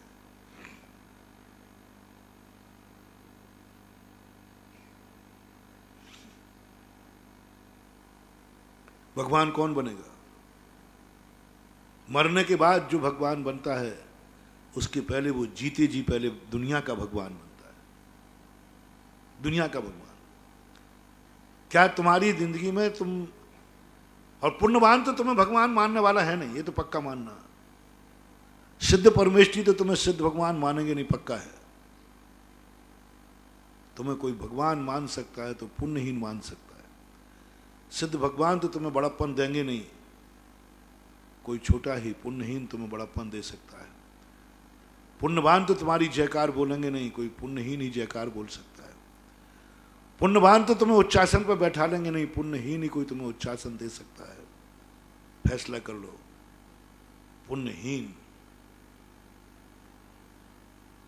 क्या तुम पुण्यवानों की, पुण्यहीनों की दृष्टि में भगवान हो? कौन कौन तुम्हें भगवान मानता है? साधु के भेष में भगवान। साधु के भेष में भगवान बनने की साधना करना ही भगवान बनने का रास्ता है। साधु के भेष में भगवान बनो पहले, तब भगवान बन पाओगे। जो दुनिया का भगवान नहीं बन पाया, जो साधु में भगवान बनने के समान नहीं पूछ पाया, उसको कभी साक्षात भगवान बनने का मौका नहीं मिलेगा। अब बोलो, साक्षात भगवान बनना सरल है महानुभाव, लेकिन दुनिया का भगवान बनना कठिन है, बहुत कठिन है। क्योंकि साक्षात तो वो भगवान है ही। दुनिया मन मार के कहते कि हाँ भगवान है, लेकिन तुम मुनि हो और लोग भगवान मान रहे। शास्त्रों में एक बात आई कि साक्षात भगवान से ज्यादा कर्मों का क्षय जिनबिंब से होता है। जिनेन्द्र भगवान की मूर्ति ज्यादा चमत्कारी है साक्षात भगवान से। निधत्त निकाचित कर्मों का क्षय साक्षात जिनेन्द्र के दर्शन से नहीं होता, मूर्ति से होता है, क्योंकि इसमें विशुद्धि ज्यादा है। साक्षात भगवान को तो दुनिया भगवान कह देगी, लेकिन आंखें कह रही हैं पाषाण है और श्रद्धा कह रही है भगवान। साक्षात से भी ज्यादा, द्रोणाचार्य से भी ज्यादा चमत्कार उनकी मूर्ति में था। द्रोणाचार्य साक्षात गुरु को पढ़ाया, कुछ नहीं पढ़ पाया, और एक द्रोणाचार्य की मूर्ति से पढ़ा एकलव्य, सबको मालूम उसकी महानता थी। वो एक मिट्टी के पुतले में गुरु देख रहा था। अब देखो भाई, एक तो गुरु में गुरु देख रहा है और एक मिट्टी के पुतले में गुरु देख रहा है। चमत्कार कौन सा है? मिट्टी वाला। इसलिए अपना चमत्कार ज्यादा है, अपन को पाषाण भगवान दिखते हैं, भगवान दिखते हैं, ये चमत्कार है। बस यही साधना अपन को करना है। पाषाण है लेकिन भगवान दिख रहा है, तुम मुनि हो, तुम्हें दुनिया, तुम्हारे अंदर दुनिया को भगवान दिखने लग जाए। दुनिया कहे मुनराज आए हैं, बोले नहीं मेरे भगवान आए, मेरे भगवान आए। ये साधना कितनी कठिन है। साक्षात भगवान बनने के लिए क्या करना है? ध्यान करना, मन को मारना है, जंगल में चले जाओ, दुनिया में अकेले बैठ जाओ, ध्यान में बैठ जाओ। भगवान बनने का रास्ता है, बहुत छोटा सा रास्ता है, ज्यादा रास्ता नहीं। भगवान बनना कठिन नहीं है रे महानुभाव, कुछ नहीं करना, एक अंतर मुहूर्त में भी भगवान बन जाओगे, एक क्षण में। लेकिन भगवान बनने की योग्यता किसमें है? जगत का भगवान बनो। ये साधना के लिए जंगल नहीं जाना, इस साधना के लिए दुनिया में आना है, दुनिया में आना है। अब पुण्यहीन कब भगवान मानेगा? पुण्यहीन कब भगवान मानेगा? जब तुम पुण्यवान होकर के उनको जमीन में गिरे हुए गड्ढे में से उठाने के लिए झुक जाओगे। अपमान अपमान की चिंता नहीं करोगे, पुण्यवान हो तुम और झुक जाओगे। जैसे पारसनाथ नाग नागन को झुक गए। तुमने कभी पुण्यहीन के लिए अपना कुछ त्यागा है? पुण्यहीन के लिए कभी कुछ सोचा है? पुण्यहीन की तरफ कभी देखा है? पुण्यहीन के कारण से तुम्हारी आंख में कभी आंसू आया है? पुण्यहीन के दुख को देखकर तुम्हारी आंख रो पड़ी हो? पुण्यहीन को लेकर के तुम दौड़ पड़े हो कभी? पुण्यवानों के पीछे तो बहुत दौड़े हैं। पुण्यवानों के पीछे तो सारी दुनिया दौड़ती है, पुण्यहीन के पीछे दौड़ो, वे तुम्हें भगवान बनाएंगे। इसलिए पहली साधना 8 दिन पहले का प्रवचन था, जिनको भगवान बनना है वे पहले साधु भेष में दुनिया की दृष्टि में भगवान बने। अब उसके लिए तुम्हें क्या करना है हम 8 दिन में बता चुके। क्या करना है? यदि तुम्हें देव बनना है तो साक्षात गृहस्थ लोगों, तुम तो देव बनोगे, तो पहले तुम अपने घर में देवता, घर के लोग तुमसे कहें वो तो मेरे घर में देवता है। माँ की दृष्टि में अरे मेरा ये बेटा तो देवता है, पिता की दृष्टि में ये तो मेरा घर का देवता है, पत्नी की दृष्टि में मेरा घर पति तो देवता है, भाई की दृष्टि में मेरा भाई तो देवता है। क्या तुम घर के देवता हो? क्या घर के देवता हो? जिस घर में तुम रहते हो, महाराज ये घर तो मुझे छोड़ना है, मर रहा हूं, भूल में मत रहना, मैंने पहले ही कह दिया, नरक जाओगे। जिस घर में रहते उस घर को जो नरक बना के मरता है वो नरक में जाता है। सीधा सिद्धांत ले लो, जो घर को नरक बनाता है, जो घर में नारकी बन के रहता है, नारकी किसे कहते हैं? जो हमेशा घर में लड़ता रहता है, झगड़ता रहता है, दिन भर झगड़े लगने टंटे के अलावा कोई काम ही नहीं दूसरा। जो झगड़े टंटे करता वो नारकी है, और जहां वो झगड़ा टंटा करता वो नरक है। अब सारे संसार के लोगों से मैं कहना चाहता हूं, घर में तुम पहले घर के देवता बन के रहो, तो मैं घोषणा करता हूं मरने के बाद तुम्हें स्वर्ग मिलेगा। घर में देवता बनो पहले। घर के लोग तुम्हें देवता कहते हैं क्या? इंटरव्यू लूंगा मैं कभी भी, अरे महाराज जी, मैं ही कह रही महाराज जी बहुत शैतान है, बहुत छोकरा शैतान, नाक में दम कर दिया इसने, भाभी नारकी। जो टाइटल तुम्हारे घर वाले दे वही तुम्हारा भविष्य। महाराज मूर्ख है, गधा है, गधा ही बनोगे। शेर है महाराज, शेर, थोड़ा गुस्सा इतना आता है, शेर ही बनोगे, शेर चीता बनोगे। मैं बहुत सरल थर्मामीटर दे रहा हूं। आपके परिवार वाले तुम्हें क्या मानते? शेर मानते, मर के शेर बनोगे। चीता मानते, चीता बनोगे। अरे महाराज ये सांप है, सांप जहर भरा रहता है इसके दिमाग में हमेशा, मर के सांप बनोगे। महाराज बिल्कुल गधा है, गधा, मर के गधा बनोगे। अरे महाराज उल्लू का पट्टा है, उल्लू का पट्टा, उल्लू बनोगे। इसको मजाक मत समझना। तुम्हारा भविष्य तुम्हारी माँ के हाथ में है, तुम्हारा भविष्य तुम्हारे घर वालों के हाथ में है। घर वाले तुम्हें क्या मानते हैं वही तुम्हारा अतीत है, वही तुम्हारा भविष्य है, बस वही तुम्हारा अतीत है। या तो तुम वहां से आए हो, उस कारण से घर वाले तुम्हें ये मान रहे हैं, या तुम्हें वहां जाना है इसलिए घर वाले तुम्हें मान रहे हैं। इसलिए आप लोग घर के देवता बनने का प्रयास करो, घर में सज्जन करो। घर का हर व्यक्ति कहता है ये तो देवता है, सज्जन है, गऊ है, हमारे घर की नाक है, घर की शान है, घर की इज्जत है। माँ बाप कह रहे हैं जब से घर में आया है हमारा मान दिन दूना रात चौगुना बढ़ गया है। घर की इज्जत है ये मेरा बेटा, घर की शान है ये मेरा बेटा। मैंने मस्तक कभी उठा के नहीं जिए, इस मस्तक ने मेरा मस्तक उठा के दिया। मैंने कभी स्टेज पर सम्मान नहीं पाया, बेटे ने सम्मान दिला दिया। मेरे घर में बेटा क्या आया? साक्षात देवता का रूप आया है। ये साधना हर गृहस्थ को करना है। अपनी माँ की दृष्टि में देवता बनो बेटा, और हर पति पत्नी को करना है। पत्नी की दृष्टि में तुम देवता बन जाओ। पत्नी कभी कहे मेरा पति नहीं है, देवता है, देव पुरुष है, मैंने कितने पुण्य किए, मैंने ऐसे देवता को पाया। नाम ही तुम्हारा देवता रखना है। हे देव पुरुष, हे आर्य, क्या तुम्हारी पत्नी तुम्हें देव मानती?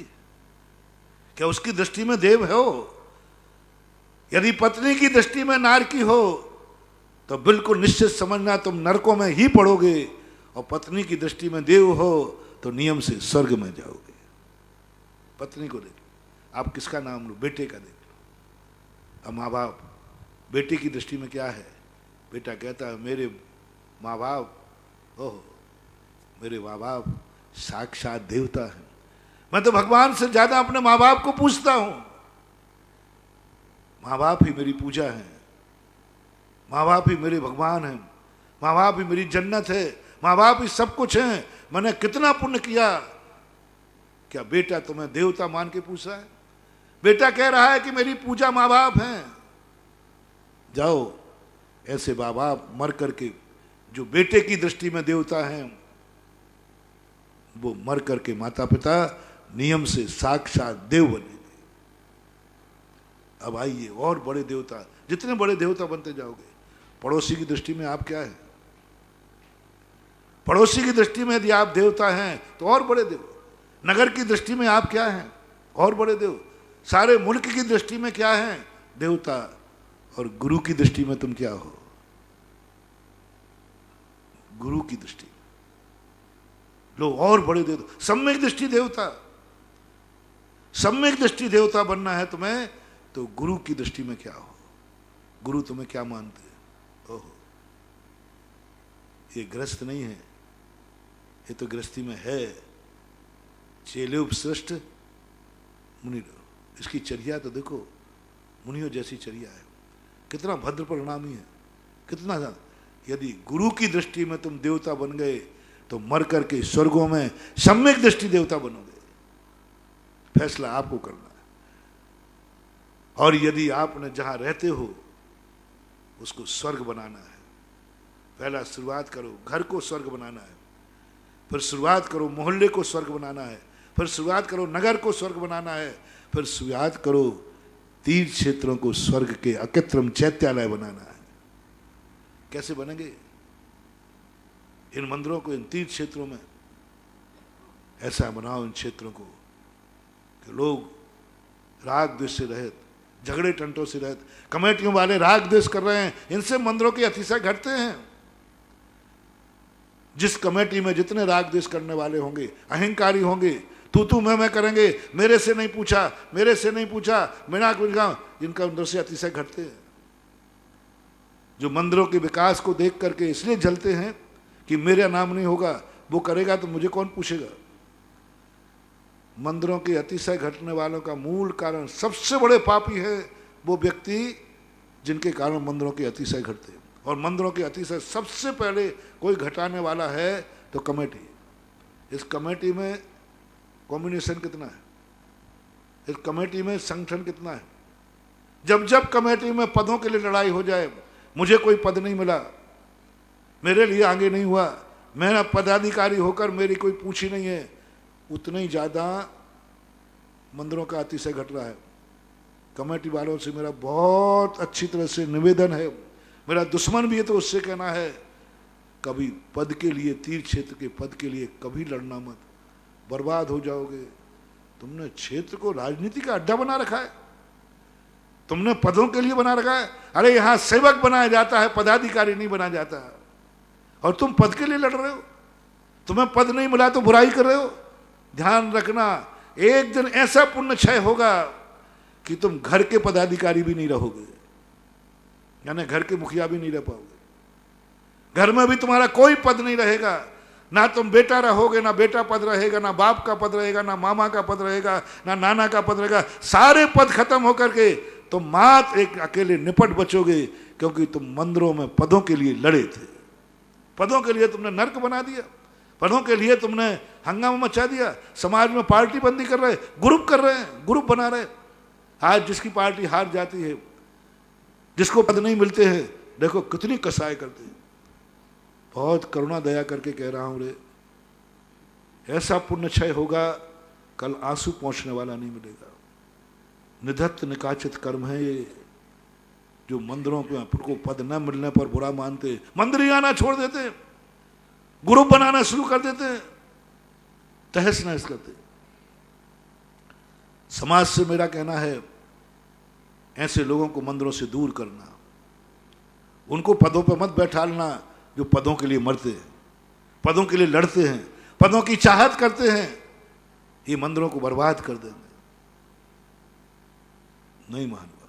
और जो पदों पर बैठे हैं मंदिरों की मीटिंग देखो, कमेटियां देखो कितनी बुरी तरह होती है, कितने राग देश होते हैं। तुम पदाधिकारी हो कि राग देश कर, इतने राग देश करते हैं कसाई। वो कसाईयों से ज्यादा कसाई ये हैं जो कमेटियों में बैठ करके राग देश, बस वो कुछ नहीं, काम तो अच्छा हो रहा है पर मेरी पूछ नहीं है, मेरी बकत नहीं है, मेरी कोई इज्जत नहीं है, मुझे कोई पूछता नहीं है। इतने मात्र के लिए हंगामा खड़ा कर देते, विघ्न डाल देते हैं, काम को होने नहीं देते, समाज में फूट डालते, ग्रुप बनाना शुरू कर देते हैं। सावधान महानुभाव, स्टेज से फरमान जारी कर रहा हूं, मत करो ऐसी गलती, बहुत बड़ा नुकसान हो जाएगा। इसलिए कमेटियों में आओ तो ऐसे आओ, लोग कहें जब से कमेटी में आए हैं हमारा तीर्थ से स्वर्ग बन गया है, जब से कमेटी में आए हैं सामंजस्य हो गया है, कमेटी में आए हैं देखो क्या वात्सल्य और क्या काम हो रहे हैं। कोई भी काम करता है हमेशा खुश रहते हैं कोई भी काम करे, हाँ बेटा करो, हमसे दस्तखत करवा लो, अकेले हमसे दस्तखत, खुश होते हैं। बच्चा भी करे तो हिटलर होता है, मैं पदाधिकारी हूं, मेरे बिना पूछे क्यों हुआ। और सच्चा भक्त कहता है मेरे से पूछने की क्या जरूरत पड़ी है, काम हुआ ही है ना, काम हुआ है बस खत्म है। ये दो विचार मैंने कह दिए। जब कोई भी काम करे और आपको खुशी हो जाए तो समझ लेना आपका भविष्य अच्छा है, और जब कोई काम करे और तुम्हारे से ना पूछे और तुम्हें विकल्प आ जाए, समझ लेना तुम्हारा भविष्य अंधकारमय है। तुम्हारा एक दिन ऐसा पुण्य क्षय होगा कि आंसू पहुंचने वाला भी कोई मिलेगा नहीं। समय आपका हो गया। महावीर भगवान की। निर्यापक क्षमण मुनि पुंगव श्री सुधासागर जी महाराज की जय। जिन वाणी के ज्ञान से सुजे लोकालोक, सो वाणी मस्तक नमो सदा दे थोड़ो। हे जिन वाणी भारती तोय जपो।